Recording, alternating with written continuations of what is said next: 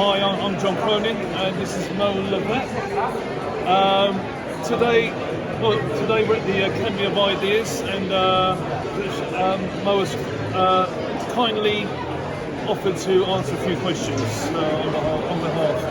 Right, how damaging is it for social media companies to shut down accounts such as Donald Trump, for example, and label things that don't fit their agendas, like misinformation? Well, I mean, I think shutting down debate in general is problematic in society.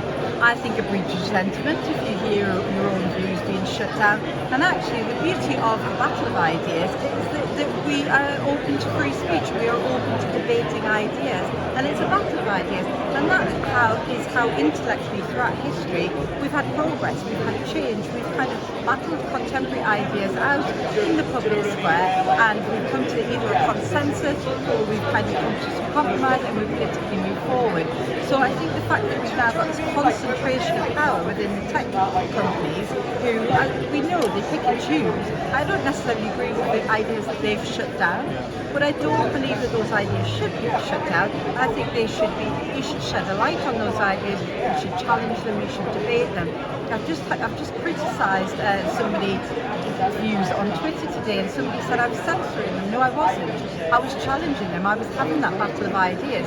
So free speech isn't just about everybody just saying what they want, regardless. It is actually about debating ideas. There's a purpose to it. It's not just so you can say silly things whenever you want. That's not really what free speech is about. In a political context, free speech is about ideas about how we want to shape society and how we want to change and move forward. Does the government need to do more to ensure children are taught how to think, not what to think? Well, I run something called Debating Matters, John, and it's a sixth form debating competition where we do exactly that. So we encourage students to think about the ideas, the debate that we're discussing. So with a lot of debating competitions, it's often about how clever you are at presenting your ideas, how good you are at public speaking. All of that's very nice, but actually what's really, really interesting about debate is the content.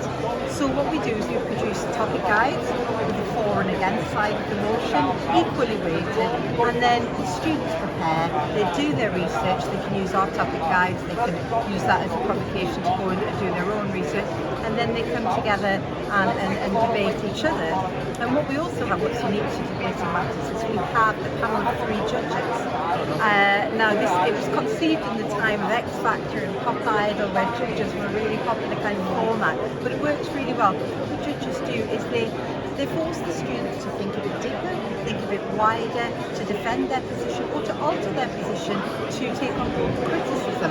And that, I think, we've heard a lot about today at the Battle of Ideas event. It is the idea that there is a purpose to all this. Debate, it's not just an empty concept, it's a purpose. We're trying to understand the society better, and we're trying to understand how we should make the best society possible that we can all agree to.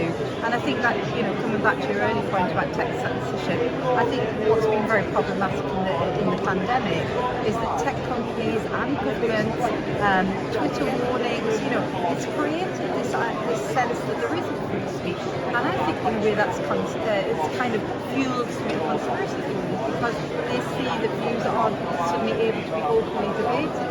And that's what I'm in favour of, and that's kind of what the Battle of Ideas is about too. If vaccine passports are introduced, as the government proposed, do you think the support will massively fall? For the vaccine?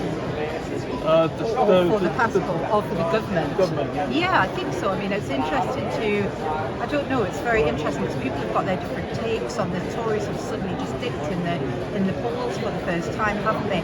My suspicion is, and I haven't dug deeply into the reasons for it, but my suspicion it is around vaccine passports, because for all we've talked about freedom a lot during this pandemic, and sometimes in quite an empty way. But the thing about the liberal society is that its underpinning value is one of freedom, of liberty. That's why it's a liberal democratic society. Liberalism and democracy underpins it.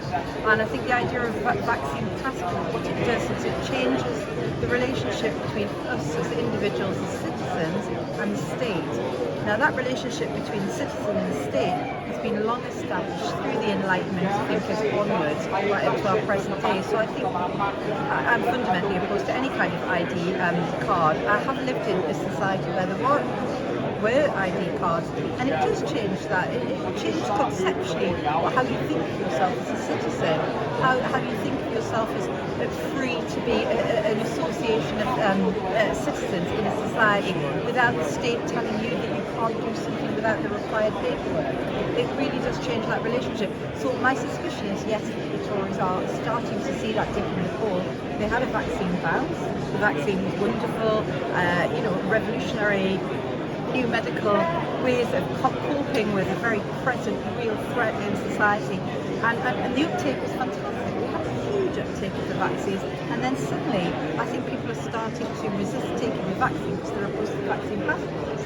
Which, so it's what the Tories they're very technocratic, they've overcomplicated it, they've micromanaged it, when in actual fact we've had high compliance with lockdown, we had high compliance with vaccine uptake, but I think there are still enough people in Britain today who really believe in that fundamental value of liberalism. So I think the vaccine passports will cause problems for I Tories. think they're changing their ideas quite rapidly in certain situations hasn't helped their cause. No, and I think, whatever you like to say, as somebody who is a Democrat and who supported that Brexit decision to leave the European Union, that was the majority verdict. I think there weren't very many members of the elite, members of the political class, who were prepared to stand behind that decision, that popular mandate, and Boris Johnson was one of them. So then to see what, within 6 months of taking office, at the beginning of the pandemic, when there was a real threat, you can expect certain temporary restrictions on our civil liberties, but the fact that it's gone on to the point where it's almost like they don't know what to do, so they're being seen to be doing something, and I think it fundamentally betrays the reason we want Brexit in the first place. Okay, thank you for your time, Mo. Really nice to meet you, John. I hope you enjoy the rest of the Thank you. rest of the debates, and thank you very much for your time. You too, John. Thank you.